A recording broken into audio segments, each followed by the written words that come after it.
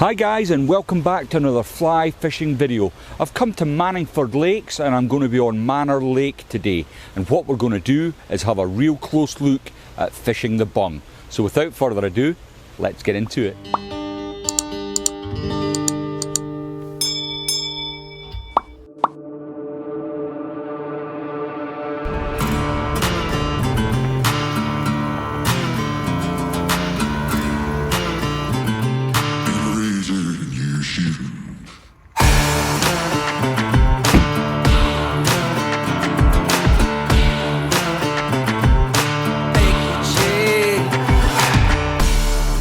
The bung then, it's been called noddy fishing, float fishing.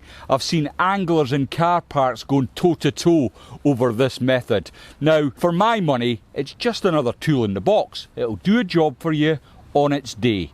What I want to do when I go fly fishing is catch fish. So if I've got to use the bung, I'm more than happy to do so. Now, during lockdown, I had quite a lot of time on my hands, and I did make quite a comprehensive video on the setup and the flies I use for the bung. And I'll stick a little link to that up in the information bar. You might want to check it out after you finish watching this video. Let's get started with today.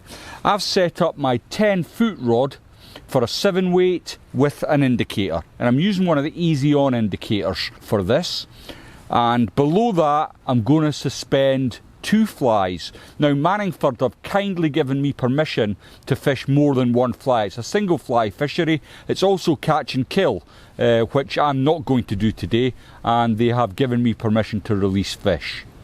Underneath the bung, I'm going to fish a variety of flies, from eggs to apps to buzzers to even mini lures, and we'll see how we get on. So I've just cast out my bung rig, and what I've done is immediately put a few pulls in to straighten everything out.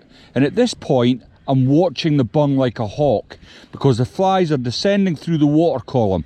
And depending on the length of leader I'm fishing from my bung to my point fly will depend on how long I'm giving it to sink. Anywhere between sort of 10 and 15 seconds we'll see that in direct contact to the bung.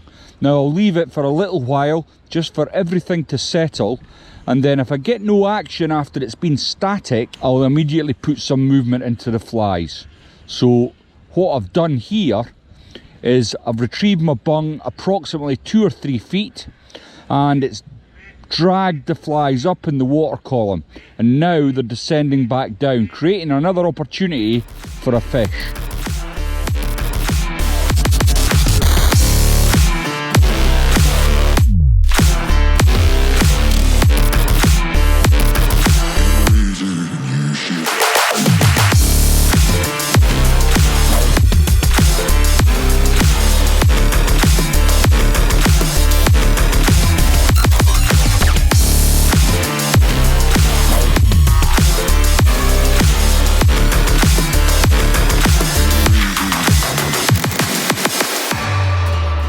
Well, I'm off to a great start. I've had a fish in the net already, and it took my point fly.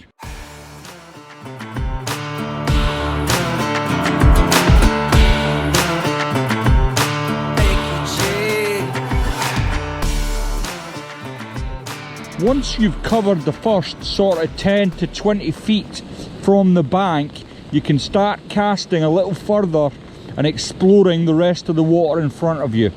It's always worth exploring it methodically so that you make sure you rule out any areas that might be full of trout. Now, as you can see, I am having some trouble seeing my bung in this amount of rain. So what I've got to rely on at this distance is that I've got a tight line to my bung.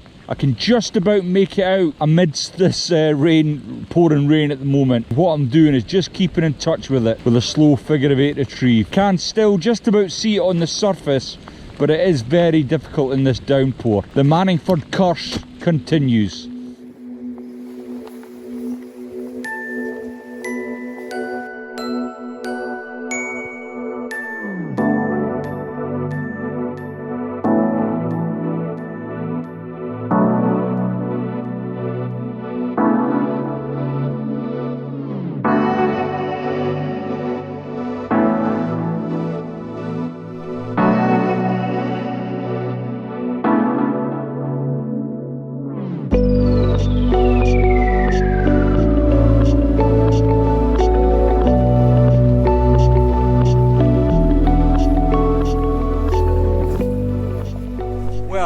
been fishing now for the best part of the day.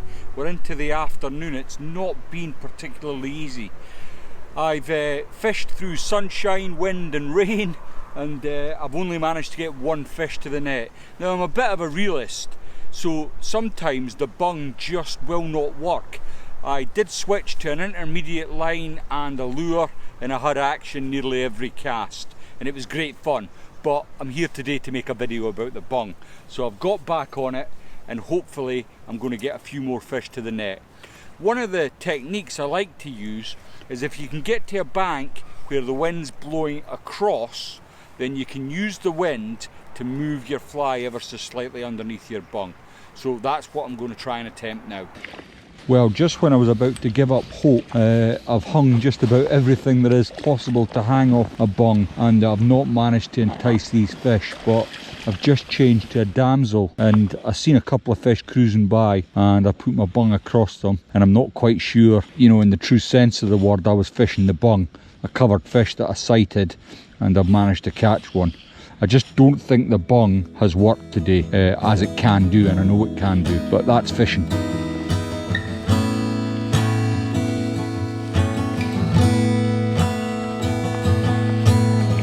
Guys, if you're getting some value from the videos and you're enjoying them, please don't forget to like, share and subscribe. It helps the channel grow and encourages me to get out there in all weathers and make more videos. At it all, 'cause my perspective is broken.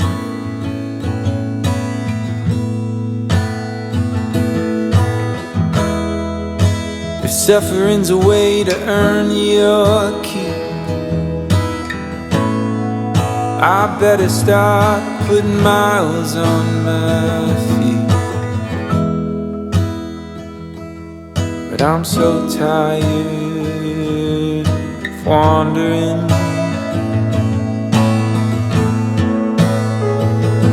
Yeah, I'm lost, but I'm living.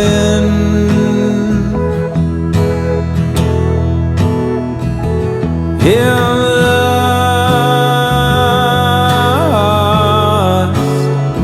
Can I be forgiven? Points to take away from fishing the bung. Always make sure that it's within the fishery rules, that once you've cast out your initial cast, a long pull to straighten everything out. Keep your eye on the bung, because that's very often when you get them takes as the fly's descending through the water column. Give yourself more opportunity by moving your bung, figure of 8 or a long pull. It'll bring your fly up in the water column and then it'll drop back down again, giving you another opportunity to catch a fish. You don't just have to fish buzzers under the bung. So today I fished the blob, I've fished a mini lure, I've fished squirmies, you name it, it's been under my bung today. It's not served me particularly well, but I have tried all different things to make it work. I've increased the length of my leader to get my flies a little deeper. I've decreased the length of my leader to get my flies a little bit higher in the water. But it's just not been my day today because the fish get a vote. Well, that's my day finished here at Manningford Trout Fishery. I have not really succeeded in conveying the message I wanted to about the bung. It wasn't the method on the day. I did manage to grind out 2 fish doing it, but what I really should have been doing was fishing with either an intermediate line or a weighted white lure. I did that towards the end and I got my string pulled several times, which is why I've got a smile on my face now. I've fished through some pretty horrible weather, but that's just what you get with winter fishing. So thanks very much for watching the video, and I'll see you all next time.